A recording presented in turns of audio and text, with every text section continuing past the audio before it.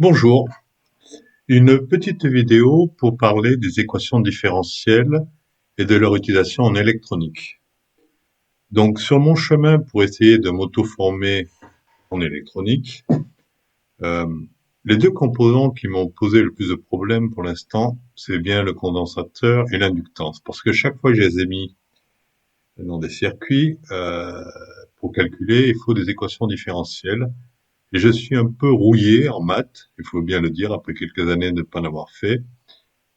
J'avais pourtant suivi des formations diverses et variées, mais il me manquait de me rappeler de comment fonctionnaient les équations différentielles.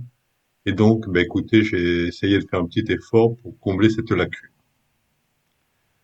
Donc, un petit rappel mathématique pour ceux qui n'ont peut-être pas la mémoire des maths ou qui n'ont pas fait beaucoup de maths. En avant-propos, je vais faire quelques rappels mathématiques très rapides. On va pas passer plus d'une ou deux minutes pour que les gens puissent suivre ceux-mêmes sans compétences mathématiques. Donc là, je vais vous expliquer très rapidement, à l'arrache, c'est quoi la dérivée d'une fonction. Donc, tout le monde sait ce que c'est une vitesse, la vitesse de la voiture. Eh bien, la dérivée de la fonction vitesse, c'est l'accélération. Donc, la vitesse de la voiture, c'est une fonction du temps. Et si je prends la dérivée de la vitesse, eh bien, j'obtiens l'accélération qui elle-même sera une fonction du temps. La notation, c'est l'accélération au temps t est égale à v', donc la dérivée de v au point t. Comment ça se calcule? Comment se calcule une dérivée? Imagine, ta voiture, à temps t1, va à la vitesse v1. À temps t2, la vitesse de ta voiture est v2. Pour fixer les idées, disons que entre t1 et t2, il y a 5 secondes et que la différence de vitesse est de 20 km/h. Si maintenant je calcule la différence de vitesse divisée par la différence de temps, donc, vous vous rappelez, 20 km/h divisé par la différence de temps, 5. Donc, 20 divisé par 5, ça fait 4. 4 km/h par seconde. Alors, je sais pas si ça fait du sens, mais bon, peu importe. Maintenant, imagine que ton T2, tu le rapproches de ton T1. Que la différence entre T2 et T1 soit tellement petite que tu l'appelles epsilon. D'accord? Le même calcul que tu as fait ici devient V au temps T2 moins V au temps T1 divisé par le petit epsilon de temps. Eh bien, si tu fais tendre ton petit epsilon vers 0, c'est ça la dérivée de la vitesse au point T1. Autrement dit, l'accélération à t égale T1. Et ça se note en mathématiques. A de T1 est égal à V', donc le signe de la dérivée, prime. T1 est égal à, c'est toujours une autre manière de noter une dérivée, dV sur dt pris au point T1. Et quelque part, c'est égal à la limite quand epsilon tend vers 0, donc quand T2 et T1 sont proches, la différence de vitesse entre les deux temps divisé par le temps. Rapide, rappel des dérivées de fonctions. Petit rapide rappel aussi, exponentielle. On a une fonction exponentielle, d'accord? Et donc, comment va se comporter l'exponentielle de prix au point RT, de RT? Quand R est plus grand que 0 et quand R est plus petit que 0. Quand R est plus grand que 0, la courbe de E de RT, pour R plus grand que 0, c'est une exponentielle, c'est une courbe exponentielle qui grandit, d'accord, qui va vers plus l'infini, et qui au point 0 a la valeur 1. L'exponentielle de 0, c'est 1. Ça, c'est quand R est plus grand que 0. Dans le cas où R est inférieur à 0, c'est cette courbe-là. Au point 0, la valeur de l'exponentielle de 0, c'est 1. Et puis, votre fonction exponentielle, quand R est négative, va décroître exponentiellement vers 0. Petit rappel rapide aussi, sinus, cosinus. Avec la petite formule W égale 2πf que tout le monde doit connaître. C'est le tracé de la fonction sinus. Vous rappelez, sinus, en 0, c'est 0. La période, c'est 2π. Pour cosinus, en 0, c'est 1. Et toujours pareil, période de 2π. Enfin, dernier rappel, qu'est-ce qui se passe quand je multiplie mon exponentielle RT par, mettons, un sinus WT? Dans le cas où R est plus grand que 0 et dans le cas où R est plus petit 0. Quand, quand R est plus grand que 0, en fait, on multiplie notre courbe sinus par notre exponentielle. Le résultat, c'est ça. C'est un, un signal qui oscille, ok, à la fréquence de W, enfin, de pi f, ok, et dont l'amplitude augmente exponentiellement, puisqu'on l'a multiplié par une exponentielle grandissante. Quand R est négatif, ok, vous vous rappelez, donc on multiplie ça par ça, et on obtient ça. Donc, un signal qui oscille à la fréquence de f qui est W sur 2pi, et dont l'amplitude décroît pour finalement arriver à 0. Donc, ce sont des notions qu'on va revoir quand on parle des dérivés. Donc, dès que tu mets des condensateurs et des bobines dans ton circuit, tu dois te frotter à des équations différentielles. Donc là, je montre par exemple l'exemple d'un petit circuit RC alimenté par une source de tension constante. Et là, immédiatement, on commence à dériver les équations. Tout le monde connaît l'équation pour une inductance, c'est-à-dire que la tension au bord de l'inductance égale L fois la dérivée de l'intensité. Okay. Et pour le condensateur, c'était son équation, c'est Q égale CU. Donc si je vais résoudre en faisant la loi d'Emaille mon circuit, d'accord, je dis que Vs égale RI plus la tension au bord de mon condensateur plus la tension au bord de mon inductance, ce que je vois ici. Okay. Et donc, la tension au bord de la résistance est RI, la tension au bord de l'inductance c'est LDI dt, et la tension au bord du condensateur c'est 1 sur C, l'intégrale de I de t. Je dérive une fois de plus parce que je veux supprimer le signe intégral. Donc j'obtiens dvs sur dt. Ce terme-là, je vais obtenir RDI dt. LD carré sur dt carré, 1 sur C, I de t. D'accord, et je finis de manipuler mon équation et je tombe finalement sur l'équation différentielle de mon petit circuit RLC. D'accord. Donc, j'ai pourtant suivi des tutoriaux sur plein de sujets relatifs aux condensateurs et aux inductances, les circuits RC en régime transitoire, les circuits RC en régime sinusoïdal, les circuits RLC en régime libre, les filtres. Mais j'avais oublié les bases des équations différentielles. Je les ai étudiées en classe, mais ça remonte à quelques années. Et donc, en suivant ces formations, je réussissais à comprendre dans l'instant, mais j'oubliais aussi vite que vite. C'est-à-dire, il me manquait le moyen de m'en rappeler. Vous voyez ce que je veux dire? Mes lacunes ne m'ont pas permis de comprendre les points essentiels ni de voir les points identiques. Il y a des points qui sont communs à tout ça. Il y a une chose qu'on doit comprendre qui est commun à tout ça. Ni de pouvoir extrapoler à d'autres circuits. Si je n'étais pas capable de savoir qu'est-ce qui allait se passer si, mettons, au lieu d'avoir une source de tension constante, je mettais une rampe de tension. Bon. On fait un rapide rappel de ces trois notions qui font l'objet de multiples tutoriaux sur YouTube. Donc on commence par rappeler un peu rapidement ce que c'est et comment ça se calcule un circuit RC en régime transitoire. Donc là, vous avez une source de tension constante. D'accord ? Vous avez votre résistance, vous avez votre condensateur. Ici, on dérive l'équation différentielle, d'accord ? Et on tombe sur cette formule pour la tension au bord du condensateur. U de t, donc la tension à ce point ici, est égale à U0, c'est la tension de ma source de tension, donc U0, ici, fois 1 moins exponentielle de moins t divisé par RC. D'accord ? Cette réponse globale se décompose en deux sous-réponses. D'abord, vous avez une réponse transitoire. Vous voyez la réponse transitoire, la formule, c'est cette partie-là. C'est-à-dire, c'est une réponse qui va en fait tendre vers zéro. Au bout d'un certain temps, elle va toujours venir vers zéro. C'est pour ça qu'on l'appelle transitoire ou temporaire. C'est la réponse, comment dire, du circuit. Euh, plus la réponse particulière. Ici, c'est U0, que vous voyez ici.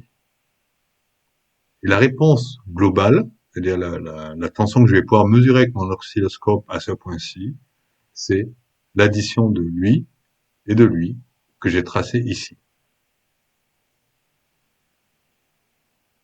Ça, c'était les circuits RC en régime transitoire. Il y a aussi des formations, des tutoriaux sur les circuits RC en régime sinusoïdal. Donc là, on a remplacé la source de tension continue par une source de tension sinusoïdale. Moi, j'ai pris V égale 5 fois sinus 360. On fait les calculs, on fait la loi des mailles, on fait les équations, etc., etc. Et on tombe comme réponse pour le courant et pour la tension des jolies courbes sinusoïdales. D'accord. Donc là, vous avez un déphasage de pi sur 2 entre la tension du condensateur, au bord du condensateur, et la tension de la source. Et là, je vois pas la même chose que précédemment. Je n'ai pas, là, sur les graphiques, je ne vois pas de réponse transitoire. Une réponse qui va durer peu de temps et qui va finir par zéro. C'est parce que, si vous regardez en bas à gauche, je vous ai tracé la tête de la réponse transitoire. C'est-à-dire qu'elle est toute minuscule. Vous voyez? Par rapport à, ça, c'est la branche de la sinusoïde. C'est ça. Donc, en fait, elle y est, la réponse transitoire, mais elle est minuscule, lilliputienne par rapport euh, à la réponse sinusoïdale du circuit. Enfin, dernier rappel, donc il y a des tutoriaux, beaucoup de tutoriaux sur les circuits RLC en régime libre. Donc là, vous avez un circuit RLC, une résistance, une inductance, une capacité. Vous avez chargé la capacité à une tension, mettons 2 volts. Et à t égale 0, vous fermez l'interrupteur. Donc vous fermez le circuit. Qu'est-ce qui va se passer au niveau physique? Le circuit étant fermé, le condensateur va essayer de se décharger. Par contre, l'inductance, elle, n'aime pas trop quand on lui change l'intensité. Donc elle va essayer de s'y opposer. Mais elle n'est pas chargée. Le condensateur, lui, est chargé à bloc. Donc l'inductance va s'opposer, mais ne va pas gagner le combat. Jusqu'au point où le condensateur s'est bien déchargé, et là, c'est l'inductance qui prend le pas dessus. Vous remarquerez qu'il n'y a pas de source de tension indépendante dans ce circuit. Quelle va être la réponse de mon circuit? C'est-à-dire, par exemple, si je cherche la tension au bord de mon condensateur, elle va être de plusieurs sortes, dépendant du R, L et C que j'ai choisi. Premier cas. Le premier cas, il est ici. Vous n'avez pas mis de résistance. Donc, si j'ai pas de résistance, il n'y a pas, en fait, de perte. C'est-à-dire que mon condensateur va envoyer, va se décharger, mon inductance va se charger, puis elle va se décharger. Comme il n'y a pas de résistance, il n'y a pas de dissipation d'énergie. Donc, le résultat quand R égale 0, quand je n'ai pas de résistance, ça va être une jolie sinusoïde, d'accord, qui ne va jamais s'arrêter. Il va pas y avoir de baisse d'amplitude.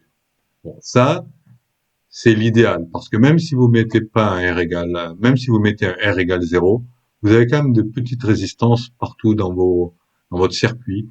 Donc, il y aura quand même, quoi qu'il arrive, une baisse d'amplitude dans votre signal sinusoïdal, même si vous ne mettez pas de résistance. Premier cas. Première possibilité de réponse de mon circuit RLC en régime libre. Deuxième cas. Sous-amorti. Donc ça, ce cas-ci se passe quand vous avez choisi des RLC qui ont cette tête-là. C'est-à-dire R carré inférieur à 4 LC. Là, vous allez avoir des oscillations décroissantes, comme ici. Vous allez bien avoir des oscillations, mais elles ont une décroissance exponentielle et vous voyez, elles finissent toujours à zéro parce que c'est la réponse transitoire. Donc, la réponse transitoire, il y a quelques petits gribouillis au départ et on arrive vers du zéro à la fin. Okay, et voilà l'équation. Donc c'est une exponentielle avec un coefficient négatif, donc décroissance exponentielle multipliée par une formule qui a des sinus et des cosinus dedans. Donc en gros, ça sera un sinus oméga dt plus une phase. Celui-là, c'est quand vous avez ce cas, le troisième cas, c'est quand vous avez r carré égale 4lc. Avant, c'est inférieur, maintenant, on passe au égal. Dans ce cas-ci, la réponse, regardez la tête de la réponse, c'est une constante, a, plus b, fois t, de l'exponentielle de moins lambda t. Bon, je l'ai pas tracé, celle-là. Et la dernière réponse, c'est quand votre système est suramorti.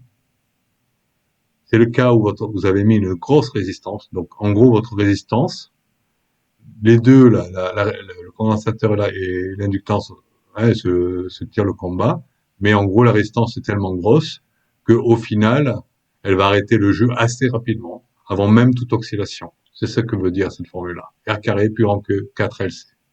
Dans ce cas-là, quelle est l'équation pour votre courant?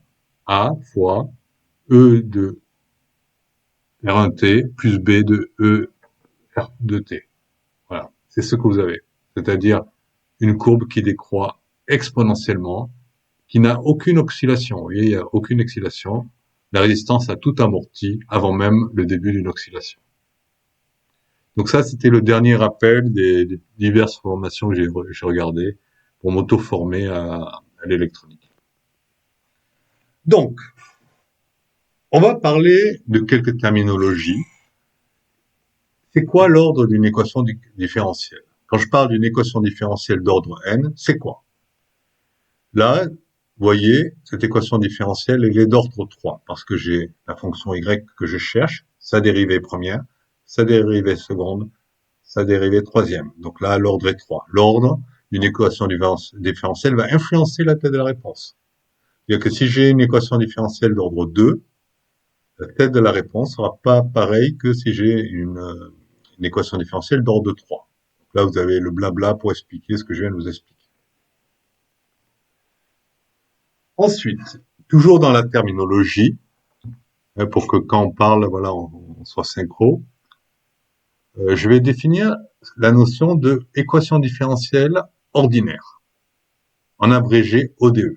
Donc quand vous êtes dans un tutoriel et qu'on vous parle d'ODE, donc là c'est quoi une ODE? Je ne me rappelle plus.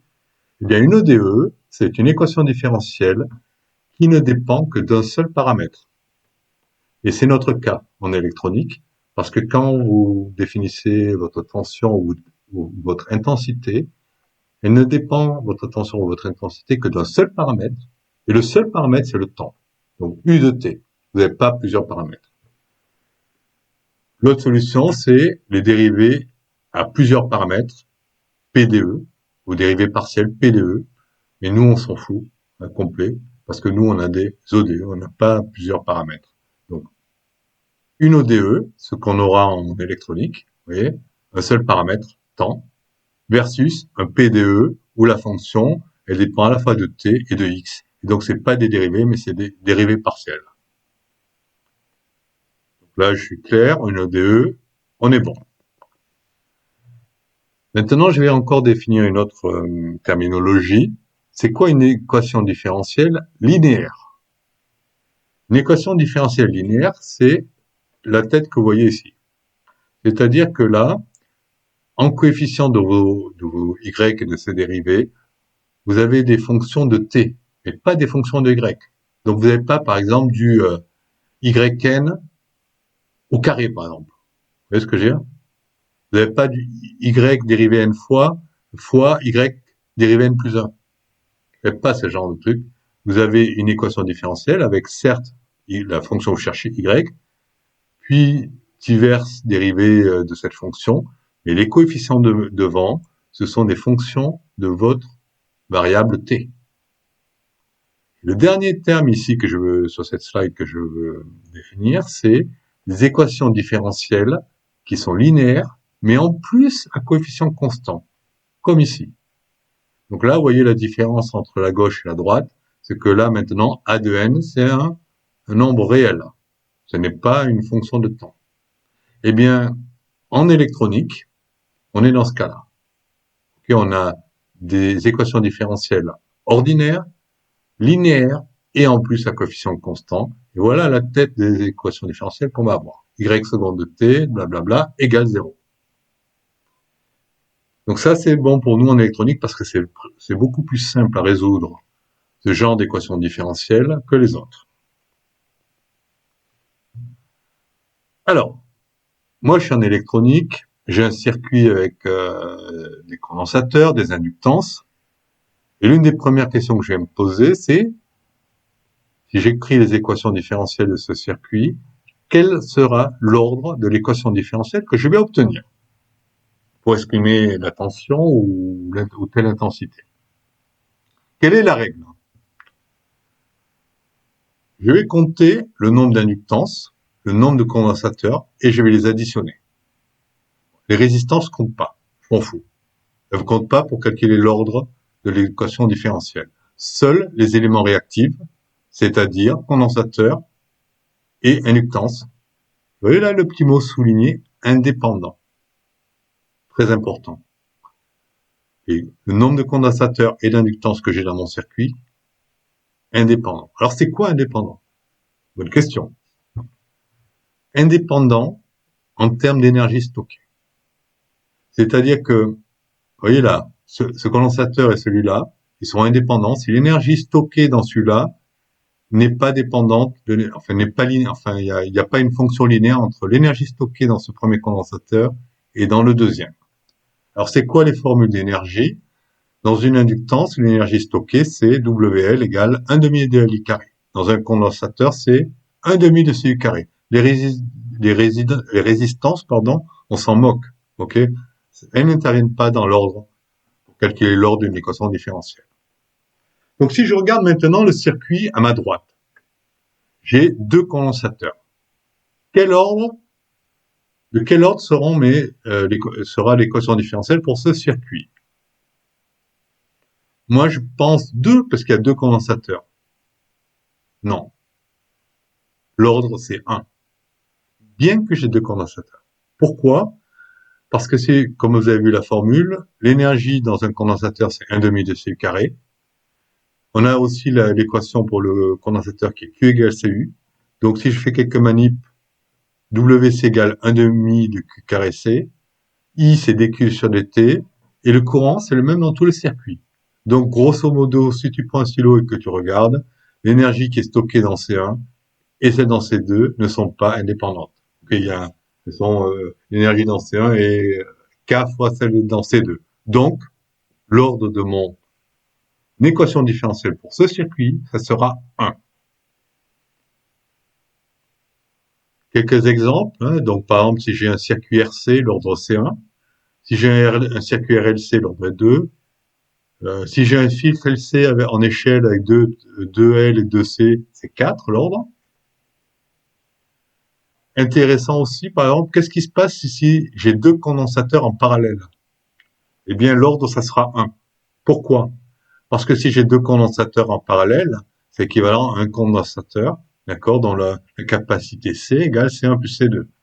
Si j'ai deux condensateurs en série, c'est encore une fois, si vous vous rappelez les cours de condensateur, c'est une capacité équivalent à une capacité dont la capacité 1 sur C est égale à 1 sur C1 plus 1 sur C2. Pareil pour les inductances. Ok, donc là, j'ai pas mal d'exemples. Un condensateur, une résistance, un condensateur, on vient de le voir, l'ordre 1. Une bobine, une résistance, un condensateur 2. Un condensateur suivi d'une bobine, un condensateur 2, etc., etc. Là, sur cet exemple, 1, 2, 3, 4. Il n'y a pas, comment dire, ils sont indépendants, donc l'ordre c'est 4. Alors, un petit retour pour expliquer pourquoi dans nos circuits RLC, nous aurons des équations différentielles ordinaires, donc des ODE, à coefficient constant.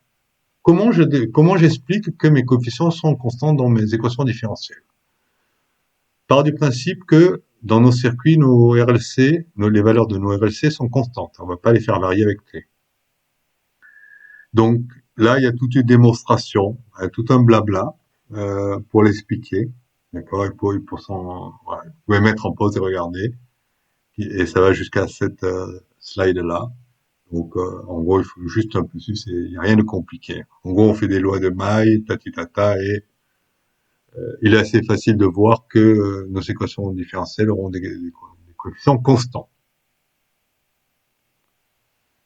Alors, il est temps de se lancer maintenant dans la résolution de nos équations différentielles d'électronique.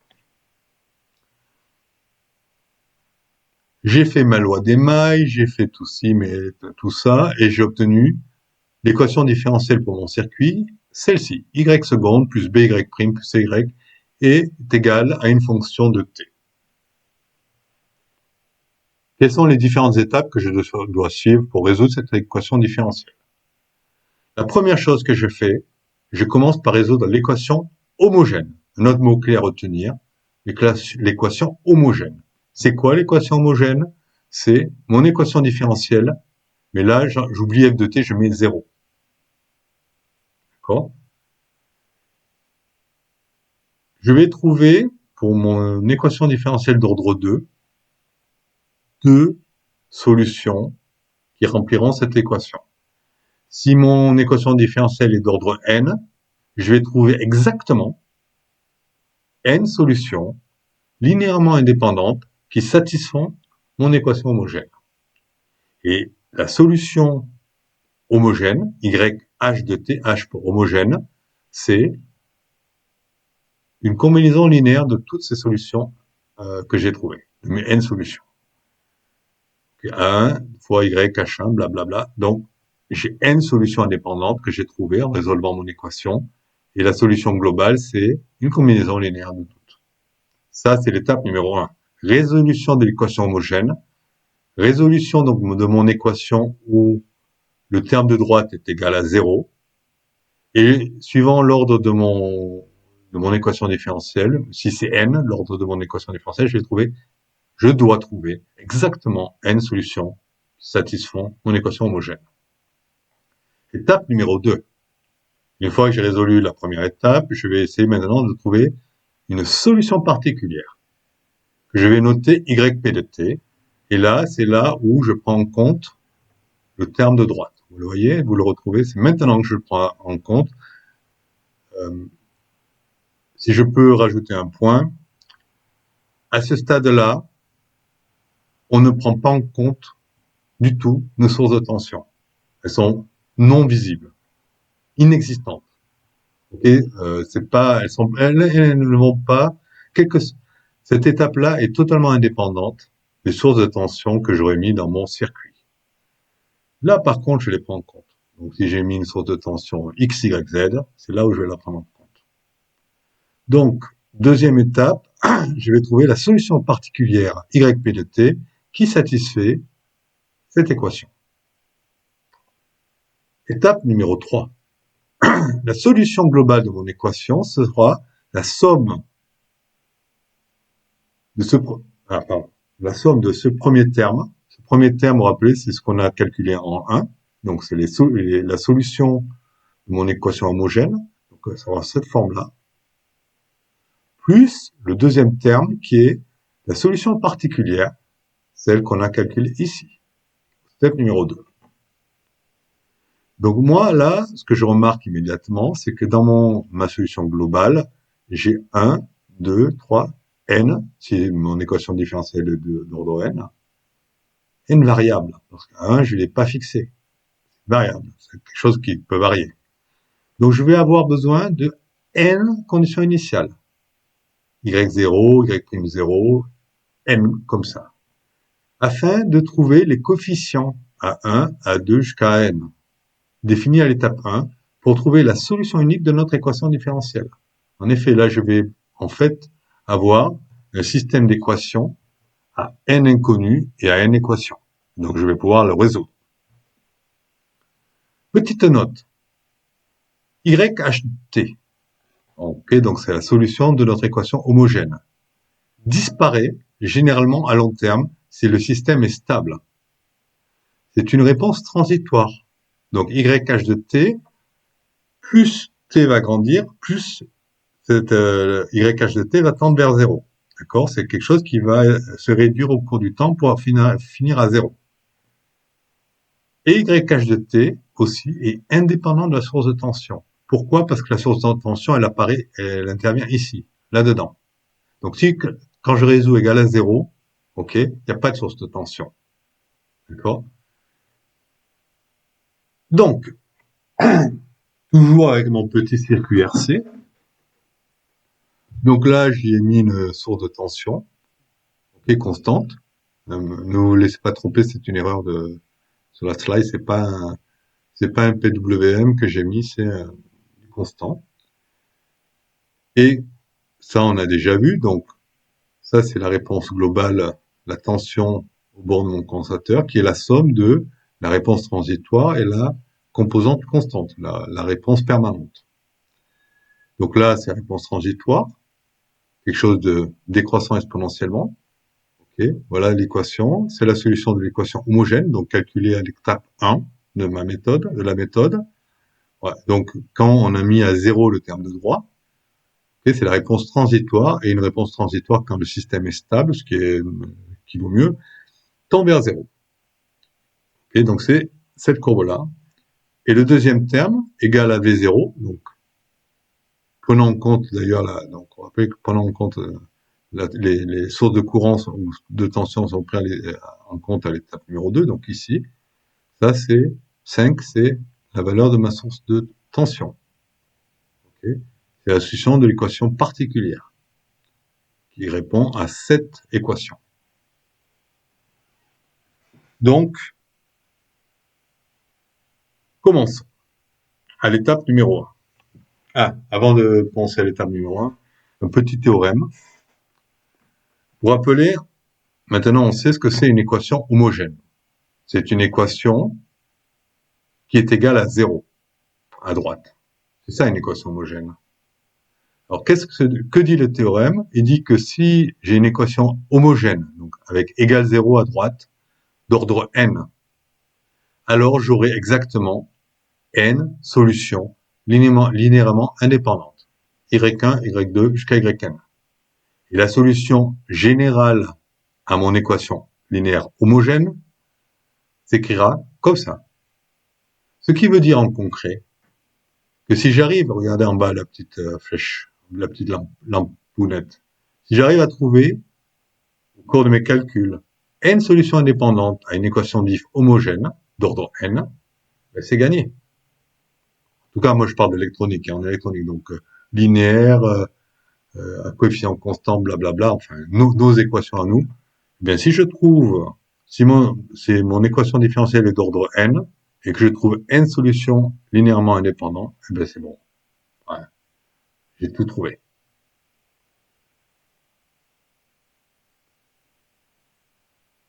Deuxième théorème, l'unicité d'existence. Donc là, c'est toujours une équation ODI à coefficient constant. Mais là, on a le membre de droite. Okay, que dit ce théorème? Il dit qu'en fait, pour cette équation d'ordre n, okay, j'ai besoin de fournir, vous voyez ici, n conditions initiales. Mais une fois que j'ai donné mes n conditions initiales, je vais trouver une seule et unique solution qui répond à mon équation différentielle. Donc, j'ai une équation différentielle d'ordre n, j'ai besoin de fournir n conditions initiales, donc que y à tel temps égale, enfin vous voyez, et quand j'ai fourni ça, alors j'aurai une unique solution à mon équation différentielle qui respecte mes conditions initiales.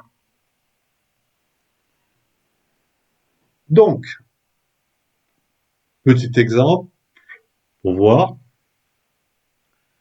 je prends par exemple un circuit RLC qui est alimenté par une source de tension.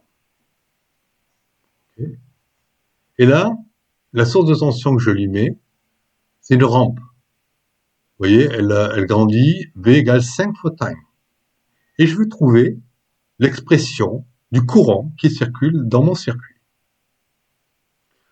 Là, j'ai fait la simulation. Le logiciel de simulation que j'utilise est QXS. Et donc, qu'est-ce que j'observe dans ma simulation? Là, j'ai tracé le courant. En gros, j'ai une réponse transitoire, donc qui dure pas trop longtemps, hein, une réponse transitoire, temporaire, si vous préférez, qui est de type oscillatoire amorti, c'est-à-dire exponentiellement amorti même. Donc là, à une certaine fréquence, ok, et amorti exponentiellement. Donc, réponse transitoire qui va finir à zéro, comme toute une réponse transitoire, et donc superposée avec une intensité, enfin avec la réponse, comment dire, permanente, qui elle a une intensité de 5 nanoampères. Donc là, ce que je vois, c'est une intensité de 5 nanoampères plus la réponse transitoire, donc qui va s'estomper, qui oscille, pour finir finalement à ne plus rien fournir, c'est-à-dire à finir à zéro. Là, plus 5n puisqu'on a la réponse blabla. Bon, donc là, qu'est-ce que je vois? Je vois les données de mon circuit, je fais mes équations différentielles, d'accord? J'aboutis à une équation différentielle qui est celle-ci. Première étape, je trouve les solutions pour l'équation homogène. Donc, pour appeler équation homogène, je remplace le 5000 par un 0. Pour appeler. Et donc là, je vais trouver, puisque c'est une équation différentielle d'ordre 2, je vais trouver deux solutions linéairement indépendantes. Donc là, j'ai deux solutions linéairement indépendantes à mon équation homogène, exponentielle de moins 5 10 puissance 4t fois cosinus 9,97 fois 10 puissance 5t. Première. La deuxième, c'est mon exponentielle multiplié par le deuxième terme qui est un sinus. Voilà les deux solutions indépendantes à mon équation homogène. Une fois que j'ai fait l'étape numéro 1, c'est-à-dire que j'ai trouvé la solution homogène, maintenant je vais chercher la solution particulière. Donc là, elle est assez évidente, la solution particulière. C'est la solution qui vérifie ça. Et là, on voit bien que, en gros, si je prends un i constant, ça va marcher parce que les dérivés, ça va être égal à 0. Donc là, je vais avoir 10 puissance 12 i égale 5000, donc i égale 5000 sur 10 12. Et ça me donne bien du 5 fois 10 moins 9. OK? On revoit ici. Donc, en gros, c'est 5000 divisé par 10 12. Donc là, c'est bon. J'ai trouvé la solution particulière d'une manière rapide. OK? Donc, la solution homogène, c'est celle-là. Oscillatoire, décroît exponentiellement et termine finalement à 0. La solution particulière, I égale 5 exposant moins 9 ampères. Maintenant, je vais trouver la solution générale. Ok, donc ça, je fais la somme des deux, somme de ça et de ça, ce qui me donne ça. Et maintenant, je devrais prendre en compte les conditions initiales pour résoudre A et B, pour trouver l'unique solution qui respecte les conditions initiales.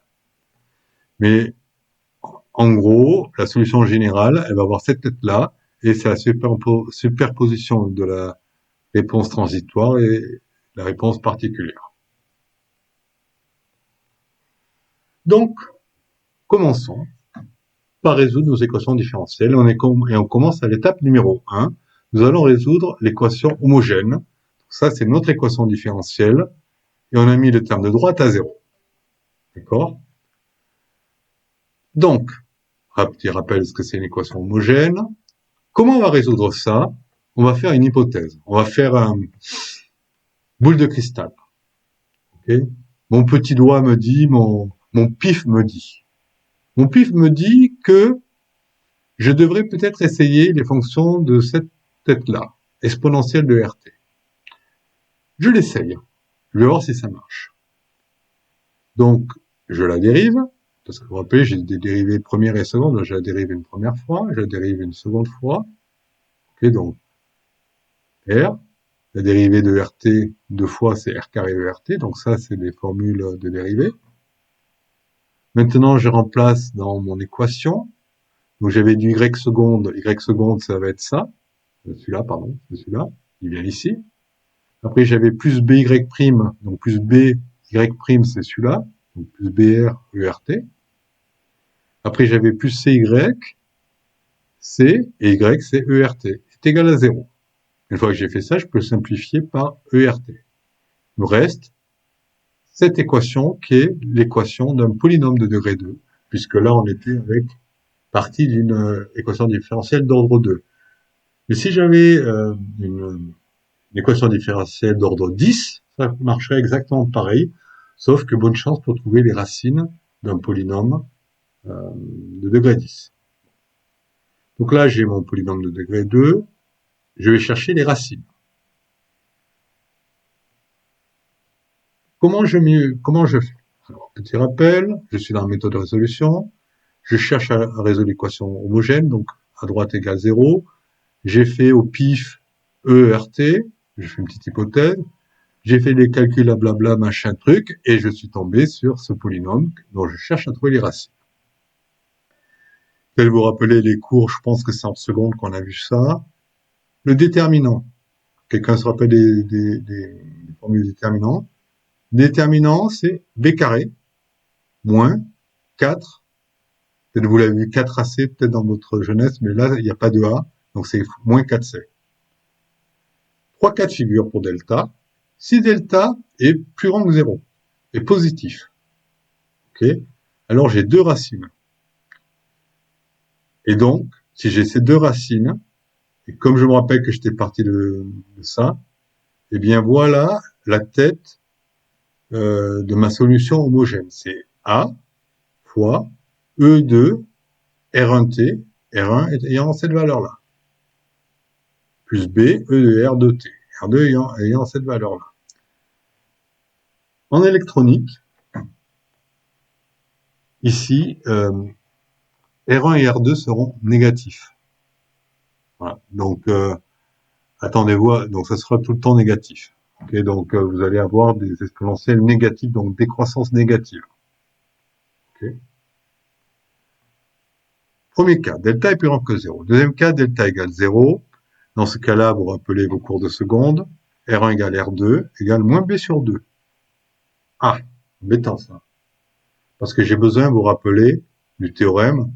Comme j'ai une équation ici d'ordre 2, pour l'équation homogène, j'ai besoin de deux solutions linéairement indépendantes. Et là, malheureusement, j'en ai qu'une. Eh bien, il y a un deuxième guess qui est fait, une deuxième boule de cristal qui est fait. Ils vont essayer avec TERT. Donc, on a ERT qui est la solution, puisqu'on l'a trouvé ici, mais on n'en a qu'une et on en a besoin de deux, suivant le théorème.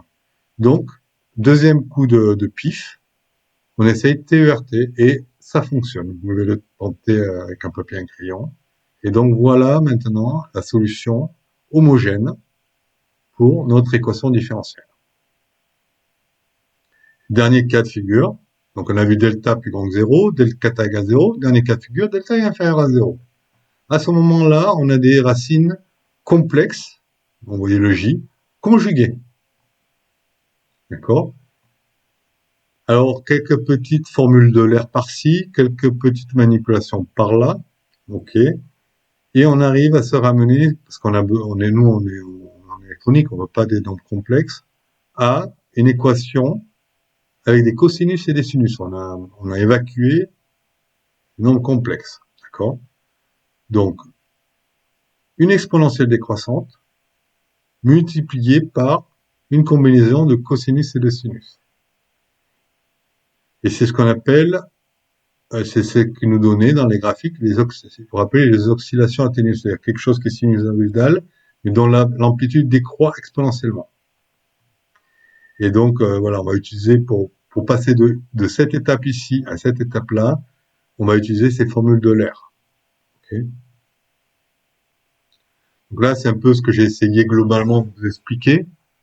Donc, quand delta est inférieur à 0, on utilise les formules de l'air. Donc là, la formule de l'air et puis le détail des calculs, blablabla. Okay. Deuxième cas que j'ai essayé d'expliquer, mais un peu rapidement. Delta égale 0, vous vous rappelez, on utilisait une unique solution, une unique racine simple. Mais on a besoin de deux solutions linéairement indépendantes pour une équation libre d'ordre 2. Mais si ERT est solution, deuxième coup de pif, T fois ERT légalement. Tu peux vérifier. Donc c'est ça qui nous a permis d'écrire ça. Bon. Et voilà. Voilà la tête que ça a. Donc, quand vous êtes dans le cas delta plus grand que 0, vous êtes en régime suramorti. C'est celui-là. Il n'y a pas d'oscillation. OK? C'est cette équation-là, c'est ça les racines, donc voilà. En régime critique, c'est quand vous avez le delta égale 0. À partir de là, c'est son équation. Et vous voyez qu'il y a un t en plus là, qui est apparu. Et voilà la tête. Et le dernier mode, c'est en régime sous-amorti. C'est-à-dire que vous avez un delta qui est inférieur à 0. Okay. Et là, vous allez avoir donc des oscillations qui vont finir par s'estomper avec une décroissance exponentielle. Et tout ce qui, en gros, c'est plus vous allez avoir une résistance, en gros, ce qu'il faut retenir, plus votre résistance va augmenter, et moins vous allez avoir d'oscillation. Donc là, vous avez une résistance qui est pas mal, mais qui n'empêche pas l'oscillation, mais si vous l'augmentez, vous allez passer vers là. Voilà.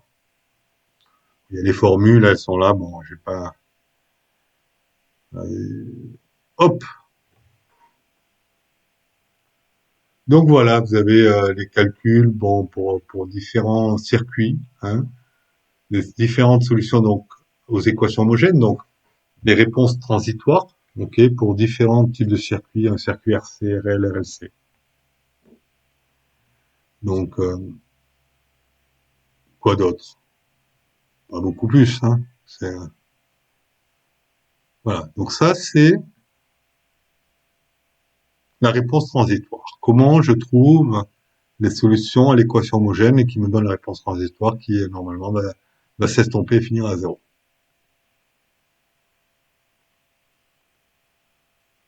Alors,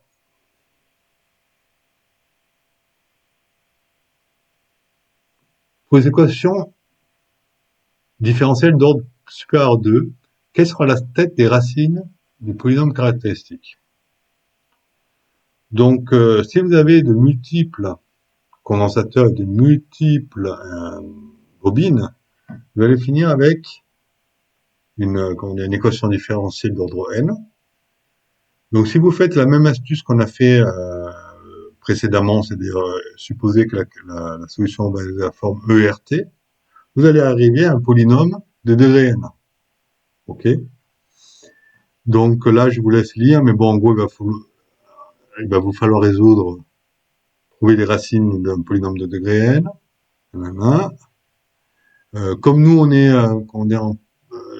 donc on aura toutes nos racines auront une partie réelle négative, donc on aura une décroissance exponentielle négative, de ce que ça veut dire à cette ligne-là. Donc on n'aura pas des systèmes, si on n'a que des RLC, on n'aura pas comment dire, des exponentielles croissantes. On n'a que des parties réelles négatives, donc des exponentielles décroissantes. Voilà, donc je laisse, il y a beaucoup de blabla. Alors, quelques exemples, si vous avez une équation différentielle d'ordre 3, d'ordre 4, okay. Vous pouvez avoir trois réelles distinctes, trois racines réelles distinctes, une réelle, deux complexes conjugués, des racines multiples, etc., etc., etc. Donc, faisons l'exemple, quand même pour fixer les idées, pour voir que ça ne marche pas que à l'ordre 2. Résolvons une petite équation d'ordre 3, celle-ci.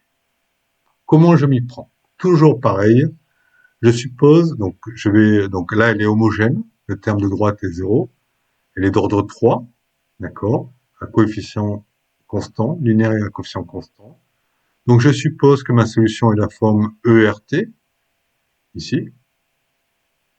Je dérive une fois, je dérive deux fois, je dérive trois fois, je remplace et j'obtiens ça.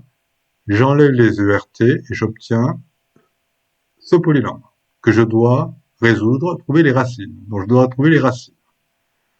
Voilà, avec un coup de bol, je peux factoriser par R. Donc là, ça, je peux le réécrire R fois R carré plus 1, il doit être nul. Ok. Donc, facile, là, dans ce cas-là, je trouve que R1 égale 0 est une racine, R2 égale I est une racine, et R3 égale moins I est une autre racine. Donc j'ai trouvé mes trois racines. Une fois que j'ai trouvé mes trois racines, je vais maintenant je vais pouvoir donner maintenant les solutions. Donc quand R1 égale 0, ça correspond à la solution Y1 égale 1. Voilà. Ok. Quand R2 égale I, ok, donc c'est E, on va appeler c'est E, donc R égale I, donc EIT, ok. Et donc c'est cos de T plus I sinus T. Regardez vos formulaire. Et pour la dernière racine, R3 égale moins I, E de moins IT, cos de T moins I de sinus T. Donc, en prenant la combinaison réelle, on obtient Y2 de T, c'est cos de T, Y3 de T, c'est sin de T. Donc, on a bien nos trois solutions linéairement indépendantes. 1, cos de T et sinus de T.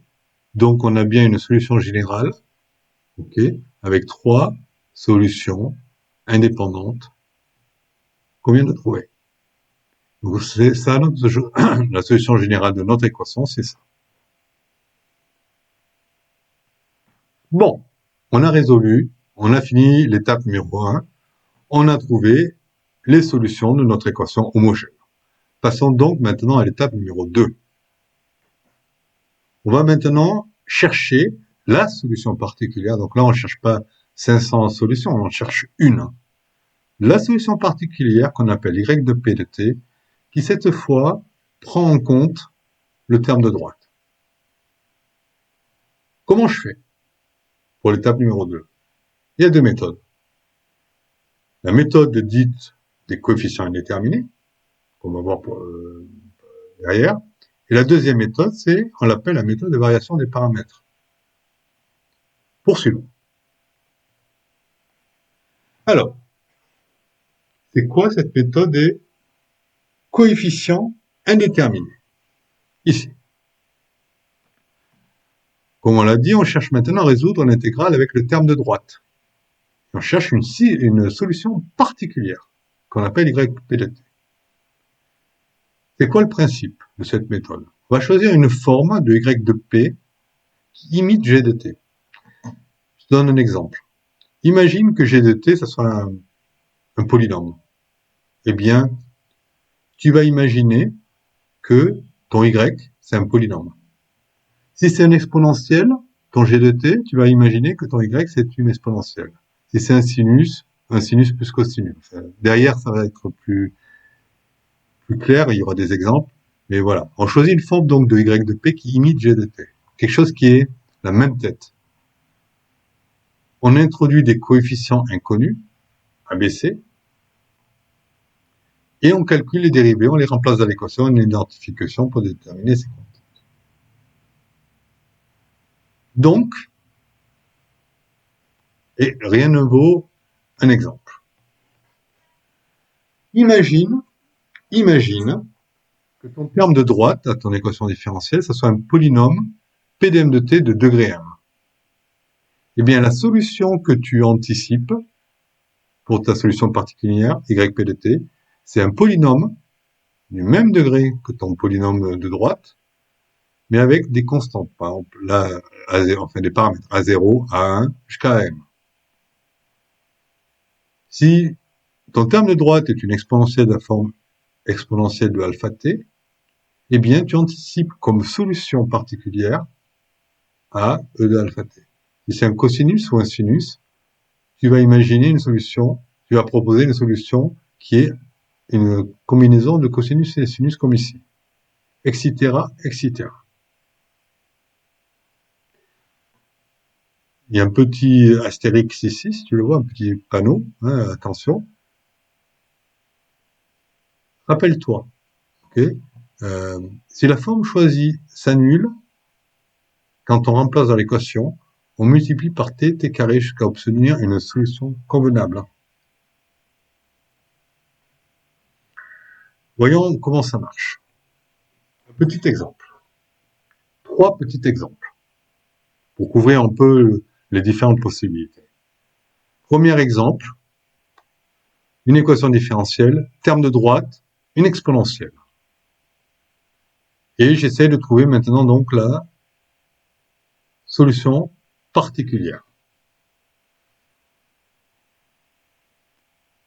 Pour la solution particulière, comme on vient de voir, je vais proposer pour une exponentielle quelque chose qui est la même tête. Donc je vais proposer ça, AE de t. Je fais mes dérivées, première et seconde, que je remplace dans mon équation différentielle. Je fais mes calculs, manque de pot, manque de pot, manque de pot quand même. J'arrive à une contradiction. 0 égale exponentielle de t. Donc mon guess n'était pas bon. Eh bien, pas grave, je continue. Je fais un ajustement. J'ajuste comment? Ben, j'essaye maintenant a fois t exponentielle de t. Ce qui était expliqué ici. Si la forme choisie s'annule quand on remplace dans l'équation, on va multiplier par t. Si ça marche pas, on va essayer t carré, jusqu'à trouver ce qu'il faut. On espère quand même qu'on va pas devoir aller jusqu'à t carré, que ça va s'arrêter là. Donc là, maintenant j'essaye ça. Dérivée première, dérivée seconde. Je remplace dans mon équadif. Je tac, et je trouve que A égale moins 1. Ben là, ça me convient. Donc ça veut dire qu'en gros, ma solution, c'est donc A égale moins 1. Donc c'est A de t, E de t. C'est moins 1, t, E, t. Voilà. C'est ça la solution. Premier exemple. Deuxième exemple, sur le terme de droit, j'ai un cosinus. Donc vous vous rappelez, dans la règle, dans la méthode, quand on a un cosinus, on va essayer quelque chose A cos de t plus B sinus de t. Ce qu'il y a ici. C'était la règle qui était ici. Là, vous voyez? Là, on a du 2t, ben, on va essayer donc A cos de t plus B sinus de t. Voilà. Donc, on est là. Les dérivées première, seconde, on remplace dans les quadifs, papati, on fait à gauche, à droite, machin truc, et on arrive à A égale moins 1 tiers et B égale 0. Eh bien, c'est bien. Ça veut dire que notre solution, c'est, vous vous rappelez, la forme de notre solution, elle était où? Elle était ici. Donc, c'est moins 1 tiers de cos de t plus 0 sin de t. Donc, c'est bien moins 1 tiers de cos de t. Dernier exemple, on cherche une équation particulière, et là, on a essayé donc du t carré. D'accord? Là, c'est un polynôme. On a vu exponentielle, on a vu cosinus, maintenant on voit un polynôme t carré. Vous vous rappelez, polynôme de degré 2, donc je vais essayer un polynôme de degré 2, donc ça sera a plus bt plus t. Ici. Bon, ils n'ont pas choisi le même ordre de lettres, ok? Donc un polynôme avec 3 variables ici. Et donc maintenant on va résoudre. On fait la dérivée première, la dérivée seconde, on passe dans les quadifs, patati patata machin truc, et on arrive à trouver que A égale 1, B égale 4 et C égale 6. Mais c'est bon. Notre solution particulière à notre équadif, c'est t carré plus 4t plus 6. Voilà. Étape 2 a été remplie pour ces 3 exemples. Nous, on est quand même en électronique. Donc, comment ça marche en électronique? Ben, pareil. Ok. Là, j'ai mon circuit, toujours le même, le RC. Une source de tension de type ramp 5 fois time. D'accord. Je fais mes équations diff. Je trouve la réponse à la solution homogène, c'est-à-dire que c'est toujours pareil, hein, c'est un exponentiel, donc là c'est suramorti, donc exponentielle moins t RC, ok. Et maintenant je cherche la solution particulière, c'est-à-dire avec, dans mon équadif, il y a la partie de droite, ok. Donc là c'est mon équadif, là j'ai rajouté comment dire, la partie de droite, c'est 5t RC, ok, elle est ici. Donc, Qu'est-ce que je vois? Ma partie de droite, c'est un peu comme un polynôme. On est d'accord? Donc la règle, c'est un polynôme de même degré. Donc la tête de ma solution particulière sera de la forme a fois t plus b. D'accord? C'est ce que je fais là. Donc là, je fais ma dérivée, tati tata, je calcule mes coefficients, etc., etc.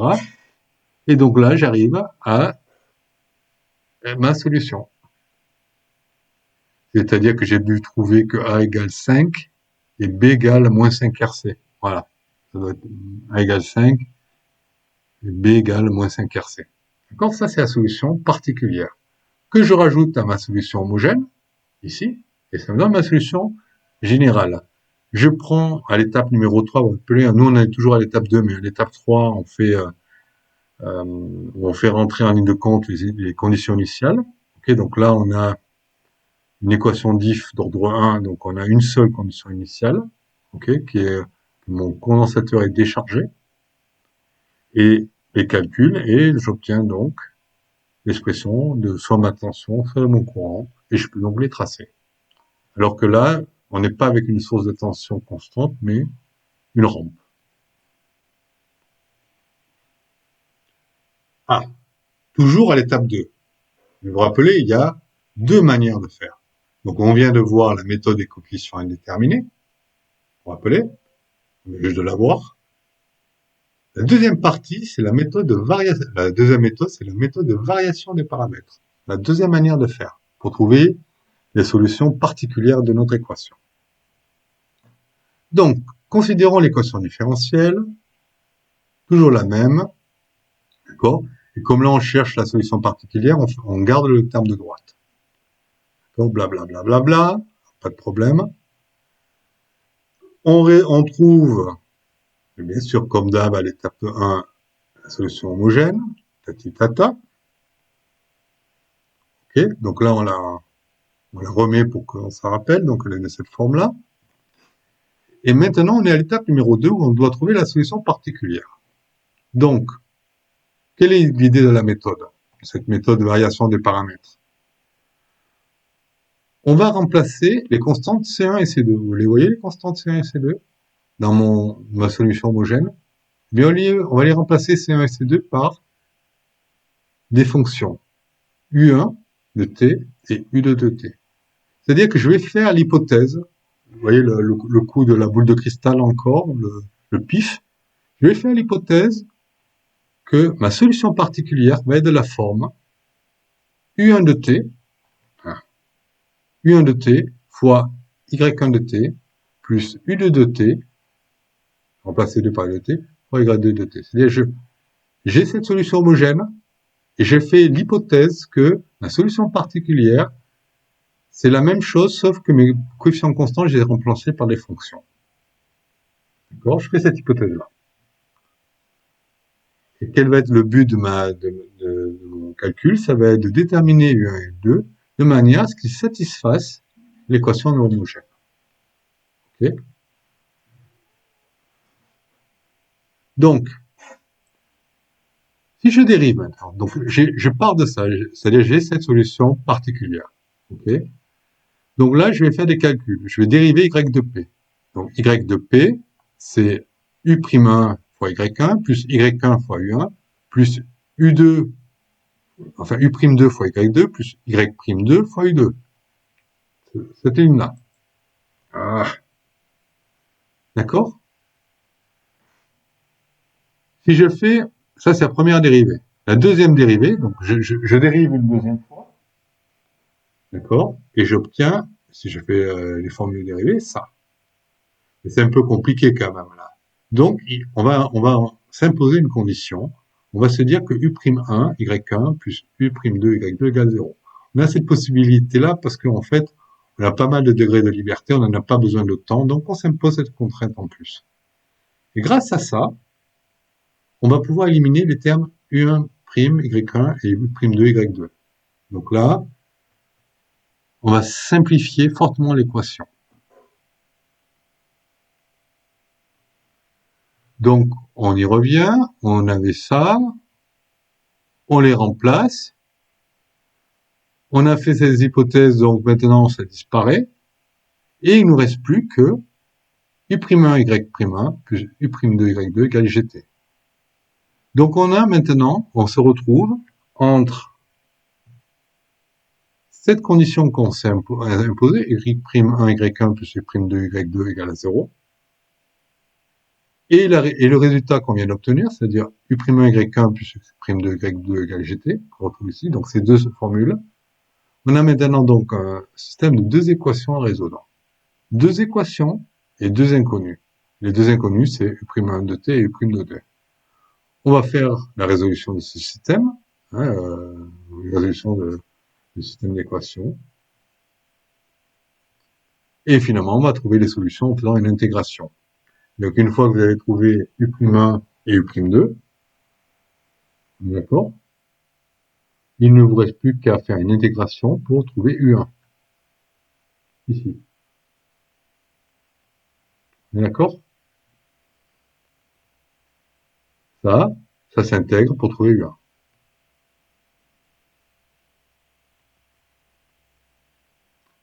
Et une fois que vous avez fait ça, une fois que vous avez trouvé U1 et U2, eh bien, la solution particulière,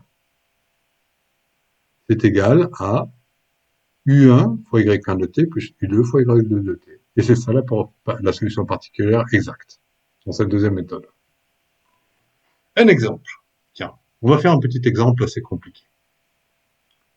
Toujours mon petit circuit RC, mais cette fois-ci, je l'alimente avec une source de tension de type PWM. C'est-à-dire que mon signal PWM, je le montre ici, il monte à 5 volts pendant 1 milliseconde. Il redescend, il reste en bas pour 1 milliseconde et il remonte. Voilà. C'est ça le signal d'entrée, la source de tension que je fournis à mon circuit RC. Et je vais les tester pour plusieurs valeurs de résistance. Et regardez la tête des réponses. Ça, c'est la tension au bord de mon condensateur. Regardez la tête des réponses, qui est quand même assez différente. Donc pour R égale 1K, ici, j'obtiens quasiment un signal qui est le même que le signal d'entrée, c'est-à-dire le signal carré. Si j'augmente, si je multiplie par 10 ma résistance, donc je la monte à 10K, on voit que quand même, on commence à avoir des réponses transitoires. Là, vous voyez ici la réponse transitoire, et pareil en bas. Et maintenant, si je monte à 100K, donc je remultiplie par 10, alors là, ça n'a plus rien à voir. C'est quelque chose qui oscille, mais ça monte plus, ça descend plus à 0, ça monte plus à 5. Voilà. Pourquoi? Bien parce qu'il faut regarder la variable taux. Pour rappeler, dans un circuit RC, taux, c'est RC, c'est 66%, c'est le temps nécessaire pour que le condensateur se charge à 66%. Et là, avec R égale 1K, taux égale 10,5 secondes. Versus le temps où je reste on, qui est que d'1 milliseconde. Donc là, ça veut dire que je me charge 100 fois plus vite, entre 10,5 et 10,3, 100 fois plus vite que le temps que je reste on. Donc c'est pour ça que j'ai pas de transitoire. C'est-à-dire qu'en gros, mon condensateur se charge vitesse grand V parce que la résistance s'oppose pas trop. Voilà. Donc j'ai un signal PWM en sortie. Quand je passe à 10K, taux, c'est 10-4 versus toujours 10-3, le 1 milliseconde ici. Donc là, le régime transitoire, ça commence à se voir. Mais quand même, mon condensateur arrive à se charger et à se décharger entièrement. Quand j'arrive à 100K, là, le taux c'est 10-3. C'est à peu près comme le temps où je reste on. Donc là, il n'a plus le temps, le condensateur, de se charger, de se décharger. Okay, et c'est pour ça qu'on oscille comme ça. Donc, on va faire maintenant les calculs, les mêmes calculs, les calculs de notre circuit, mais avec la méthode de variation des paramètres. La dernière méthode qu'on vient de voir, pour rappeler. Donc, comment je m'y prends? J'établis, comme d'hab, l'équation différentielle de mon circuit. Vs, c'est ma source de tension. Je commence par résoudre l'équation homogène. c'est-à-dire en mettant le terme de droite dans mon équation différentielle à 0, comme ici. Je trouve, comme on a vu plus tôt, que la solution homogène, c'est ce qu'on s'attendait, d'ailleurs, comme d'habitude, une exponentielle moins t sur RC. Bon, ok. Ça, c'est la solution homogène. Maintenant, on va trouver la solution particulière, l'équation particulière, c'est-à-dire on remet le terme de droite. Okay, et on va chercher la solution particulière en utilisant la méthode de variation des paramètres. Donc, vous vous rappelez, dans cette méthode, on suppose, on fait l'hypothèse que notre solution, ça sera comme la solution homogène. Donc là, on avait K moins TRC. C'est pour ça qu'on a ça. C'est-à-dire, le K, on le remplace par une fonction de T.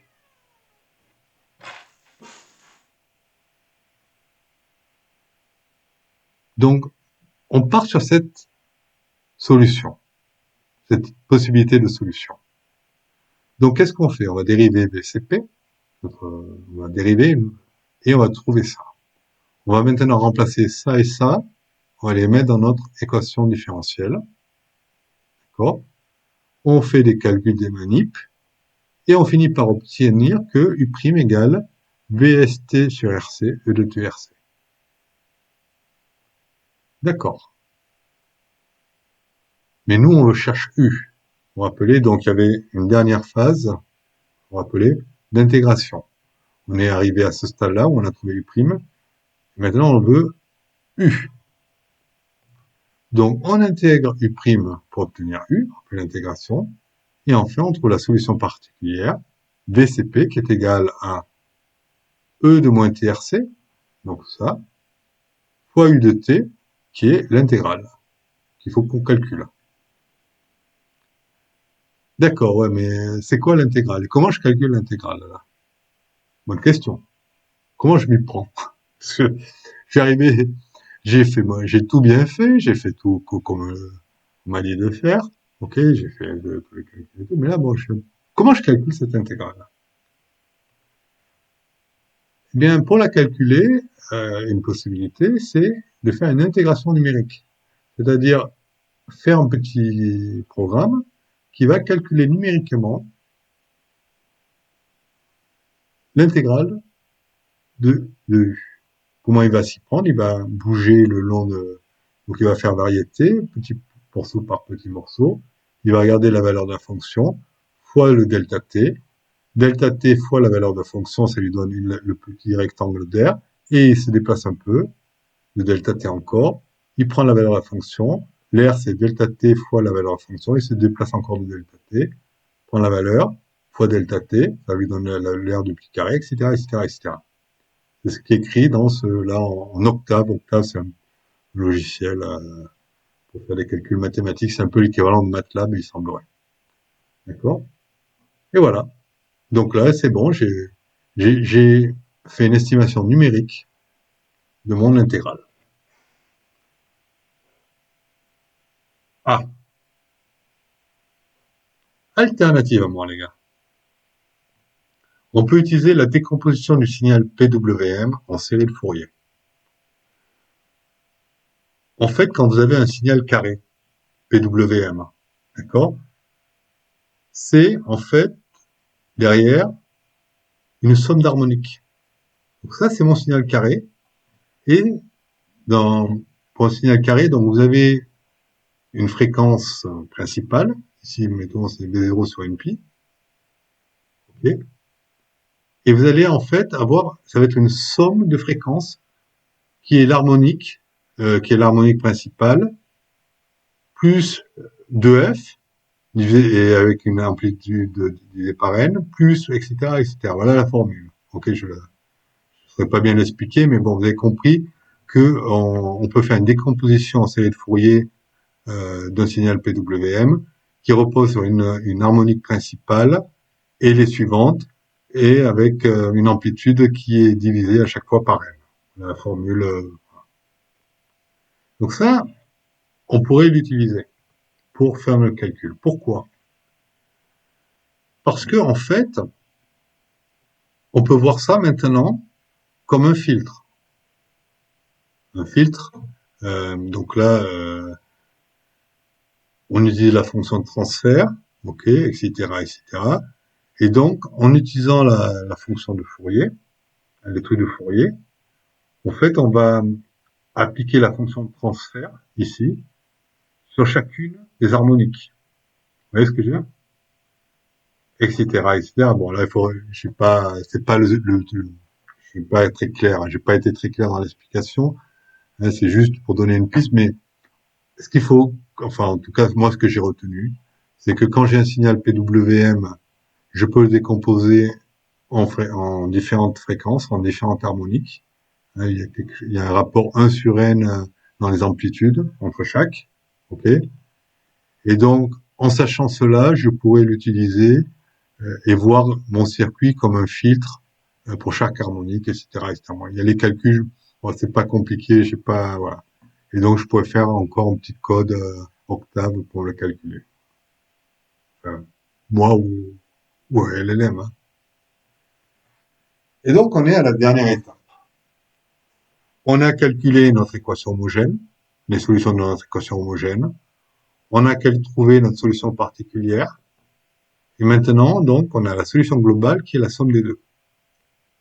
Et là, on va voir maintenant, à ce stade-là, à l'étape numéro 3, à la fin, besoin de reprendre en compte et de faire entrer dans le jeu nos n conditions initiales. Vous vous rappelez, j'ai une équation différentielle d'ordre n, j'aurais besoin de n conditions initiales. Là, c'est ordre 2, j'aurais besoin de 2 conditions initiales.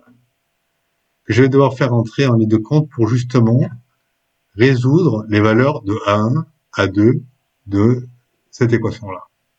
Okay, parce que je suis à la recherche de la solution unique de mon équation différentielle compte tenu de mes conditions initiales.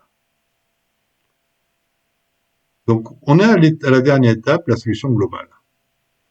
Donc, pour notre équation différentielle d'ordre n, on a obtenu la solution à l'équation homogène, qui est sous cette forme-là. Ce sont les coefficients qu'on va maintenant essayer de faire sauter en utilisant les conditions initiales. On a aussi obtenu, à l'étape numéro 2, la solution de l'équation particulière.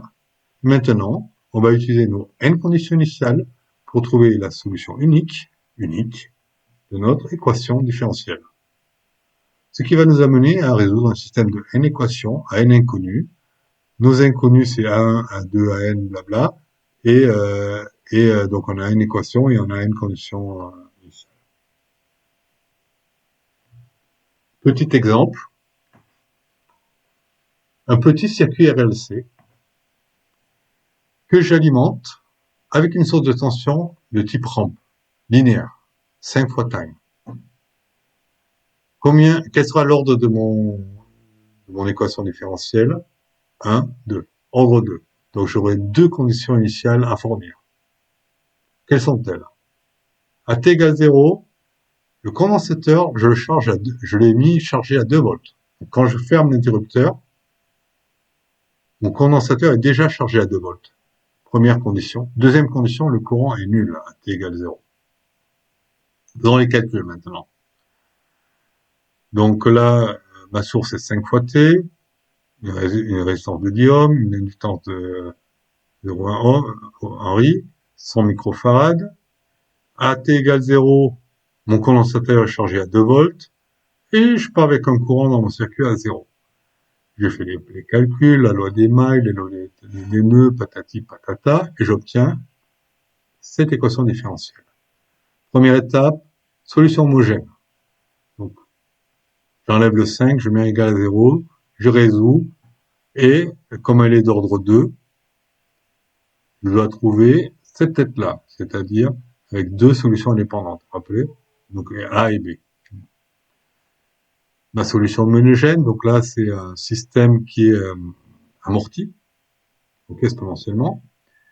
Deuxième étape, je cherche la solution particulière, donc là je remets dans mon équation le terme de droite, là qui est égal à 5, et je cherche une solution euh, qui le remplit.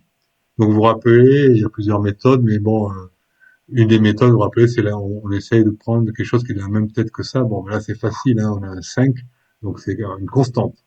Donc en gros, on sait que I, ça sera une constante. Donc Là, ça sera 5C. Hein, voilà, 5C. Hein. I égale 5C, fastoche. Voilà. C, je l'ai. Donc, le résultat, c'est ça. Bon, très bien. Maintenant, je vais chercher la solution complète. Donc, je sais que c'est la somme de l'homogène plus sa particulière, ce que j'ai mis ici, que j'écris là. Et je dois maintenant trouver A et B qui respectent mes deux conditions initiales. C'est ce que je fais maintenant. Donc, qu'est-ce que je fais? Je sais qu'à t égale 0, j'ai dit que i égale 0. Donc là, j'ai l'expression de i. Donc, i de 0 égale e de 0, a de cos de 0, b cos de sin de 0, plus 0,05. Ta, ta, ta, ta, ta. Donc, j'ai choisi i0. Or, je sais que c'est 0, donc ta, ta, ta, ta, ta, a égale moins 0,05. Bon. Lui, c'est bon, je l'ai fait sauter. Maintenant, il reste lui. Condition sur le condensateur. Je sais qu'à t égale 0, l'intégrale est nulle, blablabla, bla, bla, bla, bla. Donc, blabla. Comment je trouve B? Je fais la loi de Kirchhoff. Patati patata. OK? Et je fais mes calculs et j'obtiens que I'0 égale moins 2 sur 0,1. Donc là, je fais rentrer quelque part en ligne de compte. Pas encore, je sais pas. Que j'avais 2 volts initialement à mon condensateur. Vous pouvez regarder les calculs. Mais si, il est là, le 2. Et voilà. Il est là. Le C0, c'est 2. Donc le 2, je l'ai pris en compte dans mes calculs et donc voilà, c'est ce qui m'a permis de trouver I' de 0. Mais moi j'ai du I, j'ai pas du prime. Donc je fais la dérivée de I, okay, donc je dérive cette expression-là, ça me donne ça. Je prends au point t égale 0 et j'obtiens cette équation. I' de 0, c'est ça, pris à t égale 0. Et maintenant, je vais essayer de me rapprocher de ça. Donc je sais que I' de 0, c'est moins 20A. Donc là, je mets moins 20A. Je fais passer de l'autre côté, ça me fait 70A, je pense. Pas, moins 20, moins 50 plus 50, ça fait 30. 30A égale 312B. Donc B égale, bon, il faudrait faire les calculs, je suis pas concentré. Vous avez compris l'idée, hein, c'est pas compliqué. Donc maintenant que j'ai trouvé A et B, je peux exprimer la solution finale de mon équation différentielle, qui est I de t égale E le moins 50t. Le A, je le remplace par ce que j'avais trouvé ici. Tac, tac. Le B, je l'ai trouvé là. Tac. Le reste, c'était déjà su. Voilà. Donc j'ai trouvé I de t. Merci de votre écoute.